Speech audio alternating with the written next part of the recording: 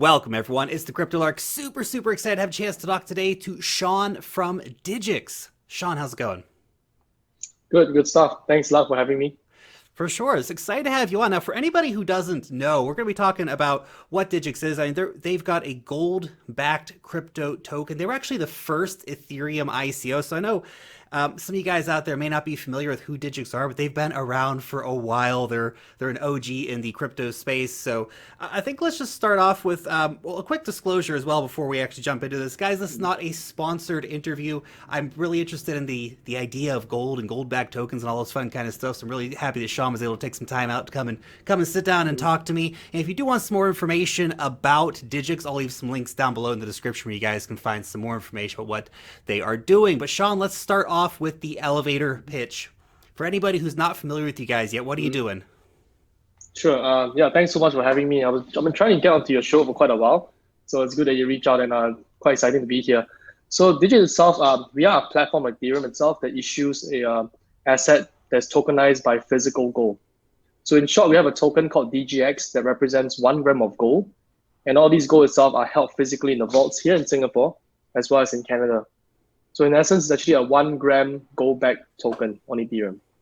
Nice. So every DGX token represents 1 gram of gold. And I think that's where a lot of people have kind of, in the past, when I've talked about DIGIX, been a bit confused because you have the DAO token as well, which is not the gold-backed token, right? That is the governance token, right? And then you have the DGX token, which represents the gold. Yeah, that's correct. So there are two kind of tokens that we have issued so far.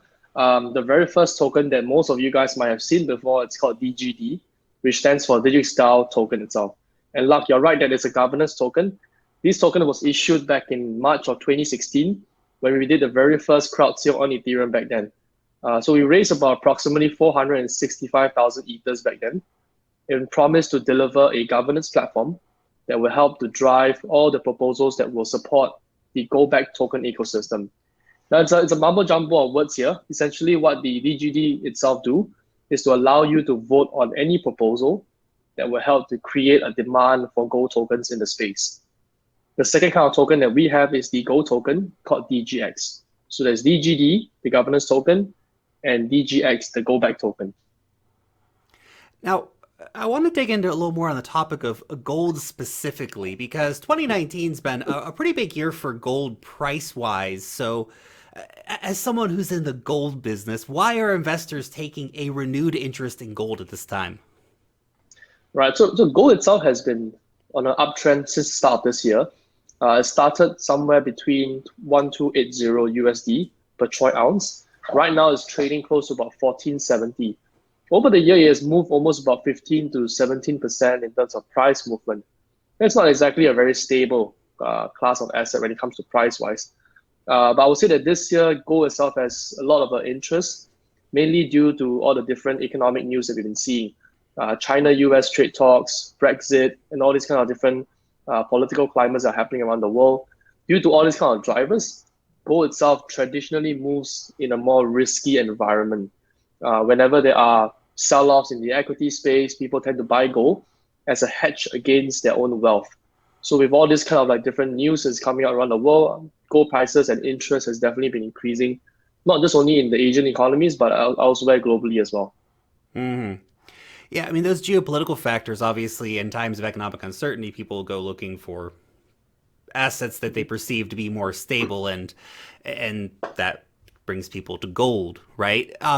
Yeah. So obviously the geopolitical events are a big part of that picture, but we also see that geopolitical events can sometimes be short term. I mean, I'm definitely a person who thinks that we're in for some big trouble for some of the major fiat currencies and things like this. But let's just, say, okay, well, America and China are kind of playing nice now with the trade war. Boris Johnson's been reelected in the UK, so it seems like there will be some definitive move on Brexit and all that fun kind of stuff. Do you think that's going to diminish demand for gold in 2020? Actually, I think it will actually increase the demand for gold. From my own perspective of how I view the news right now, I think a lot more people are starting to buy gold, whether it's from banks or from the exchanges, just to try to prevent themselves from a situation where fiat currencies go through like a little of a hyperinflation period. I think this has been happening across South America right now, where a lot of different currencies out there are not having a very stable growth in terms of inflation. So whereas gold itself provides a very stable store of value that has withstood the time over the last like 20 or 30 years, whenever there is an economic recession, gold usually goes through the roof. So I do see that kind of like economic uncertainty environment happening and continuing into next year. That's where gold demand should usually spike in terms of price. And who actually comes to the DIGIX marketplace to buy gold? I mean, we know we've seen central banks buying gold. We've seen central banks in like Slovakia and stuff requesting their gold back from the UK and all these. So I'm assuming it's not central banks who are your primary customers, even though they're a big driver in demand right now for gold. Yeah. So who are your customers? Right. So most of my customer bases are actually based out in eastern part of Europe as well as in South America. So a lot of these people themselves have gotten into Bitcoin and other forms of cryptocurrency in the early days. They go back to, let's say, like the 2013 to 2015 kind of crowd. These guys are the ones who are perhaps taking profit off some of the cryptocurrency that they own, or actually looking to get involved in gold because the gold buying infrastructure in their own countries is not as available or accessible as what we provide in DIGIX. So what I have on DIGIX is a marketplace. The website, the URL for that is digix.global/app app. And this platform itself, you could actually access to buy gold using Ethers or DAI, which is the maker's $1 USD coin, and you can start purchasing gold from there. These users themselves have been buying gold anywhere between 5 to about 100 grams, and some of them actually came forward to redeem the physical bars. Very cool. And you're available on quite a few different marketplaces at the moment as well. I mean, like, I think you guys are on Kyber, so you can get the gold-backed tokens on Kyber. Are you on Binance as well? We're on Bitfinex at the moment in terms of like centralized exchanges wise. We are available on Bitfinex, Hotbit, Probit. Couple of these are exchanges based out from north part of Asia, and we are also available on some dexes such as like Uniswap, Kyber, AirSwap. So yeah, I would say that it's pretty much quite easily obtainable on these different exchanges and platforms. Nice. Now, obviously, in Bitcoin, the old maxim is, your keys, your Bitcoin, not your keys, not your Bitcoin. So why should someone, I guess, outside of basket case countries like Ukraine that's had, different issues, or Venezuela or whatever, why should someone outside of one of those countries want to own a gold token instead of just getting physical gold and, burying it in their backyard or putting it under their bed? Sure, yeah. So the benefits of actually buying physical gold is that, of course, it gives you the assurance and peace of mind that you have these gold bars that either sit in your home or in a vault somewhere that you control. But that inflexibility of it is that it doesn't give you the ability to bank it or to use it to pay or to use it as a store of value or even to use it to make payments, for example. Of course, that use case is not as predominant as, of course, owning gold bars itself. Apart from that as well, you can't really buy gold bars in smaller sizes in a very economic way. So let's say, for example, if you're buying 1 gram of gold or 5 grams of gold, the amount of premiums you actually pay for them is pretty steep and pretty high. But what we offer at DIGIX is a universal price where you could be buying 0.1 gram, 1 gram, or even 5 grams of gold at a very fair market rate. So we're providing the accessibility to anyone around the world who wants to buy gold at a safe price and store it in a safe jurisdiction like here in Singapore. In fact, actually, Singapore is one of the cheapest gold storage hub around in the world, and it has tax-free status as well. Very, very cool. So essentially what you guys are doing, you're able to buy gold in bulk, so you can go out and get big old bars of gold, and then you can actually tokenize the individual grams within that instead of sitting there and cutting each little gram up and minting that, and then tokenize that and let people exchange that value freely across the intranet without having to physically deliver lots of little grams to people all around the world, even though they can, of course, physically redeem those. Yep, that's correct. So we are making gold itself digitally fungible as well as portable. You could actually, for the very first time, carry gold tokens in your wallet, in your mobile phones, or even in every different kind of like partnered wallets that we have with I am Token, Trust Wallet. All these guys also allow you to store the tokens within them. Now, why did you, I mean, obviously gold's a big market, but are we going to see silver? I just got to ask this, because I know there's a lot of silver fans out there in the audience. Are we going to see a DIGIX silver token at some point in the future, or any other metals for that matter? Right, actually, I would say that the technology we have built so far allows us to tokenize precious metal in the easiest way. I would say that silver, of course, is being a rather popular request by the community, but it's not likely to come online so soon yet at the moment. Rather, we try to focus on just delivering the gold token out there, getting onto the main exchanges, having as many partnerships possible around the gold token before moving on to silver. But I do agree that I think silver and gold itself has a very strong relationship together. When people buy gold, silver prices tend to go up as well. Mm-hmm. It follows and tracks it quite closely. Not 100%, but yeah, in the same tandem as well. Now, I saw a report recently, I think it was from Grayscale, that millennials are much less interested in gold than previous generations. So, Right. me being a millennial, why should I buy gold versus buying Bitcoin, for example? Right. So yeah, this is one of the bigger case study and research we've been trying to figure out as well. I would say that millennials themselves tend to possibly have a much lower disposable income. Hence, when it comes to actually buying gold pieces, whether it's in grams or in bars, it's not something that's so affordable for most of the millennials out there. Secondly, as well, I think they do come with a little bit of impatience. When you're looking at, let's say, like price appreciation, gold doesn't really give you that kind of super normal return as what Bitcoin will do on a typical volatile day. I mean, didn't you So you say it was like combine 17% this year for gold, this which, year, is like yeah, for a Bitcoin, there's like 17%. Is that all you got in a year? Come on, yeah, man. exactly, yeah. And for Bitcoiners itself, you could see the kind of moves in a single day or even a single hour, for Yeah. example, right? Yeah, so when it comes to the kind of volatility itself, it doesn't attract that kind of interest. However, if you were to extrapolate, let's say, gold prices over a period of 30 to 40 years, then perhaps, yeah, you will see the kind of like upward trend. And I don't think that millennials so far have been living through that kind of period or era where they have been financially impacted by an economic recession or even going through any kind of times where gold rocket up to the moon, for example. So I would say that Bitcoin itself it's a little bit more attractive to these kind of millennials, mainly because it is like the new stock market for them.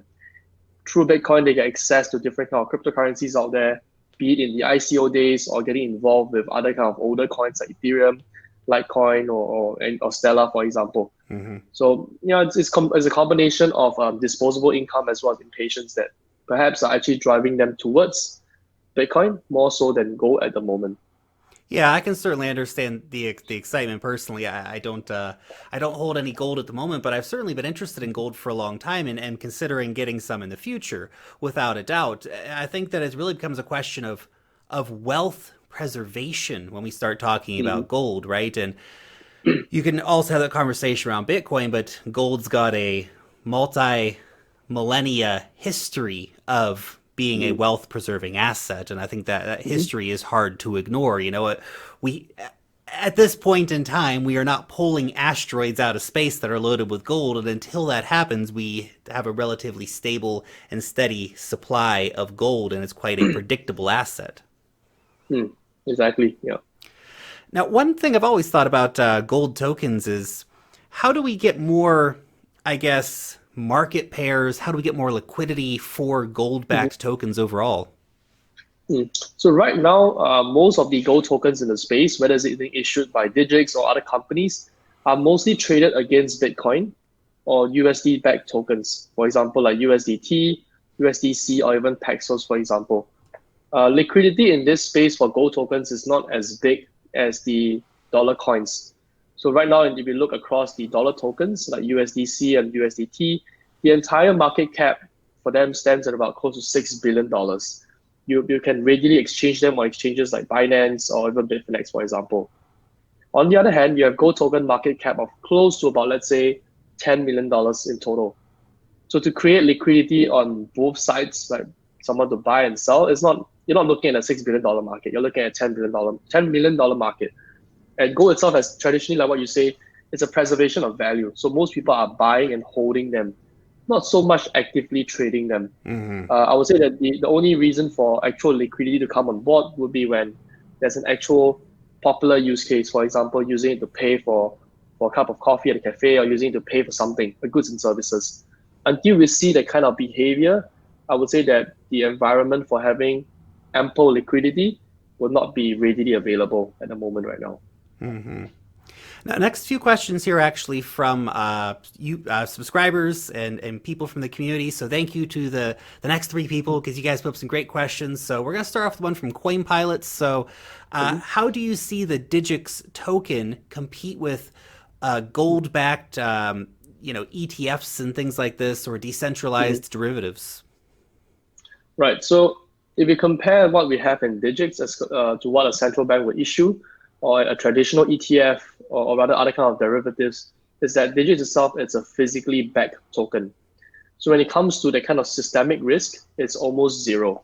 In the sense that, let's say, if the token economy blow up, for example, if some reason or another, Ethereum as a technology or every other kind of like blockchain technology doesn't really work in a new kind of internet, for example, just in the most unlikely of scenario, your ownership of the token will actually give you the right to claim the physical gold bars directly from DIGIX. If you compare this to other kind of derivatives like synthetics and stuff like this, these are all instruments of value that represent some form of an asset class that they don't really have the physical delivery of them. Traditional ETF as well, it's something that caters to the market, the traditional market today, and taking physical delivery is typically quite a cumbersome process. So I would say if you are someone of an investor profile that's concerned with systemic risk in terms of taking possession of your underlying, then I would say DIGIX itself makes a little bit more sense for you. If you compare this as well to what central bank would issue, I don't think that a central bank currency would be something that's on Ethereum, for example. It's likely going to be something within its own ecosystem. Yep. That being said itself, then it doesn't allow you to participate in the global token economy. You can't really actively swap, let's say like a New Zealand dollar, for example, if it's on a central bank currency to Bitcoin, because no crypto exchange will offer it, and it's not available outside of the ecosystem that the government has built. So the whole idea of interoperable currencies that will exist on the entire cryptocurrency landscape is something that what DIGIX offers to our end customer, and allowing you to take physical delivery. Nice. Now, the next question I have here is from J Classic. He asks, how can we trust that DIGIX, or really any institution for that matter, is going to actually hold on to the gold represented by the coins without kind of going down the path of fractional reserve lending? Right. So that's actually the core belief of the company, which is to provide transparency and trust in all the gold holdings that we actually own. So actually on my website right now, if you go to digix.global, you will be able to see the entire inventory of gold tokens itself. And also highlighted in the terms and condition itself is that we as a company do not own or possess the gold tokens directly by ourselves. So it's sort of carved away from the company. In the event that if ever someone wants to take physical delivery, we have full obligation to actually deliver these gold bars.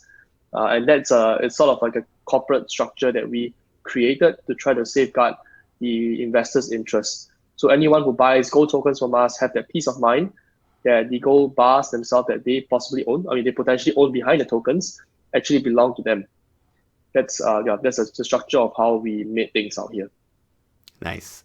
The next one comes from Bansir. He asks, where do you store the gold? Which you already answered, in Singapore, of course. But the next part of the question was, can the token owner personally come and visit the vault or audit the vault?